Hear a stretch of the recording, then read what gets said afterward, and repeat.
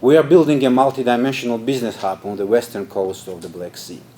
We have all the preconditions to hit success, and we are very much determined to do so.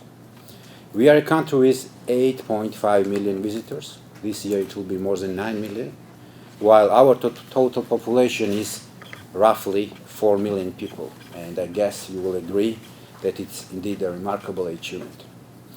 This is something we are very proud of, but we are determined to further continue punching above our weight. Our strategy is to make Georgia a regional hub for tourism, for international business, logistics, education, and innovations. For 28 years we have charted our own democratic course as an independent nation, started our path towards building an institutions of democracy, creating a justice system that works and is a representative, accountable democracy. These reforms have also made Georgia one of the easiest places to do the business in the world, and thanks to our investment in our people, in our infrastructure, step by step we are becoming an economic hub for the region. We are on the cusp to join NATO, to join the European Union, and forging trade agreements with friends and allies like the United States.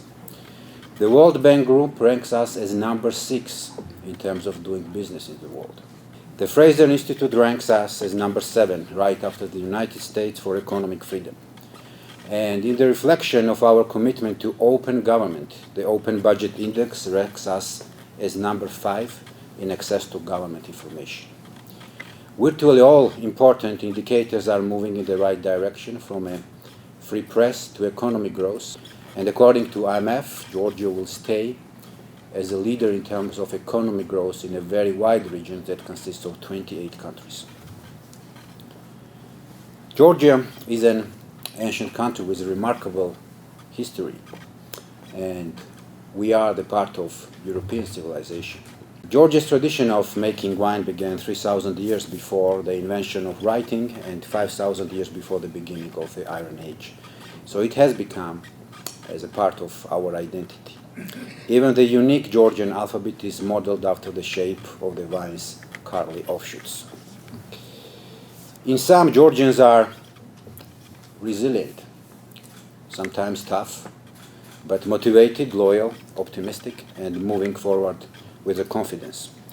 But nonetheless, the challenges remain.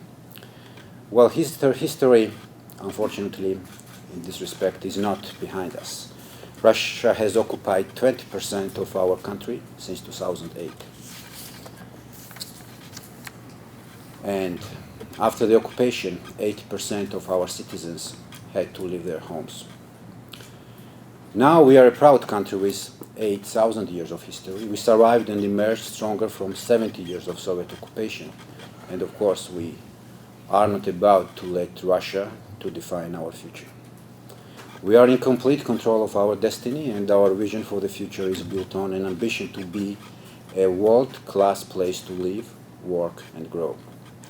It may take some time for us to regain our territory, but we will definitely make it. It clearly won't be through the use of force. It will be through the use of democracy, diplomacy, opportunity, development, and humanity. When we talk about success of Georgia, we should take into consideration also the regional context, because Georgia is a role model for many countries, role model for the transformation, role model for the democracy consolidation and economic transformation. I give you some very important arguments why we do believe that Georgia will continue to be a shining example in our region. We have recently made a historical decision, and the Parliament of Georgia is now adopting a new legislation according to which we will dedicate 6% of our GDP, which is 25% of our budget, to education. And that will be a must for any government in coming decades. We believe that human capital development is a major mission for any government and any country.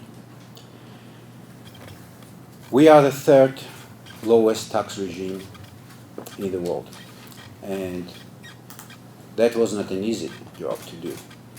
And we continue to have the healthy balance between an increased investment in our infrastructure, in our human capital, but at the same time keeping the taxes low. And most importantly, we are the most open economy in the world. And that's not my words. That's words of World Bank and International Monetary Fund, and also the assessment of all major international investors that we have in Georgia. We welcome, invite, and encourage enterprising Americans to seize these opportunities that are in Georgia.